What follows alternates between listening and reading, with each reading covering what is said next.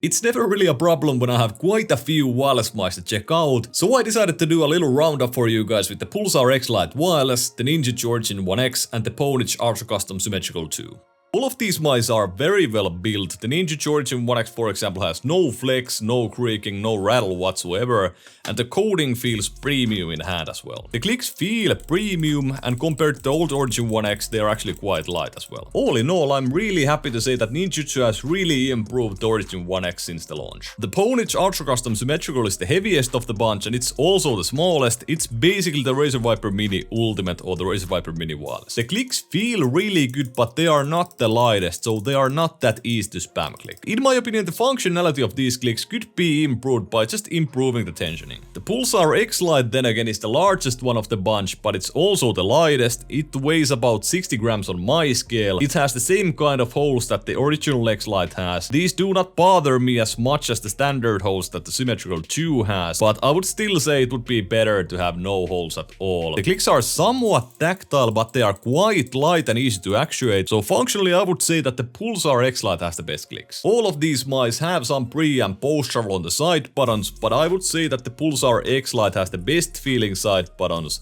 Then the Origin 1X still has quite good side buttons, good feeling, good tactility, but the Pwnage Symmetrical 2 side buttons are quite cheap feeling in my opinion. The scroll wheels on all of these mice are fairly tactile and nice, but the nicest one is by far the Origin 1X, which is the most tactile. In my opinion, this is the best one for gaming and for general use. For wireless performance, the Pulsar X Lite and the Pwnage Symmetrical have both the 3370 sensor, and the implementation seems to be pretty much the same on both of these mice. They both have pretty much the same drivers, which could mean that they have the same MCU and even maybe the same firmware. And in my testing, these both perform very well. And the same actually applies for the Origin 1X. It has the most amount of motion delay, but you should not feel any difference coming from the X Lite or the Symmetrical 2 to the Origin 1X. The lift-off distance can be changed from the drivers for the Symmetrical 2 and the X Lite Wireless. The lowest setting is 1mm and it's definitely under 1 dBd. But on the Origin 1X, the lift-off distance is over 1 dBd. Battery life is pretty hard for me to measure as I haven't used these mice for work, but looking at the specifications, the Ninjutso Origin 1X seems to have 48 hours, the X Lite Wireless 70 hours and the Pwnage Symmetrical 2 80 hours. These at least somewhat apply in the sense that the Symmetrical 2 seems to have the best battery life. All of these have wide PTFE feet and the glide is very good on smooth and rougher pads. For example, the experience is great with the Waxy PA and the LethalGamingGear Mercury mousepads. The Origin 1X does have the worst mouse feet from these. They are by no means bad, but at least my unit is not the best with rough surfaces. The click latency is something that is a little bit of a mystery to me as I can't really test it that well, but basically what I do is I play static scenarios in Kovacs and then I play CSGO, and then I do some reaction time tests on human benchmark. This is not the most accurate method, but it's the best I've got. There are of course a lot of variables here, for example how hard the clicks are to actuate. The lighter they are, the faster they are to actuate. But clearly for me it feels like I can actuate the Pulsar X Lite clicks the fastest, but I'm pretty sure that the X Lite and the Symmetrical 2 actually have the same implementation, so the click latency here should be low as well. But as these require some force to actuate, I think that's what makes them feel a bit slower. Then again, the Origin 1X clicks are fairly light, so I don't think that's an issue.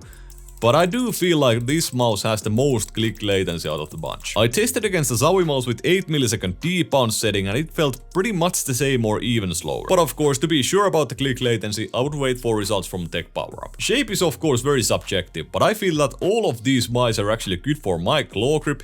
The best of these is by far the Symmetrical 2 with the Razor Viper Mini shape.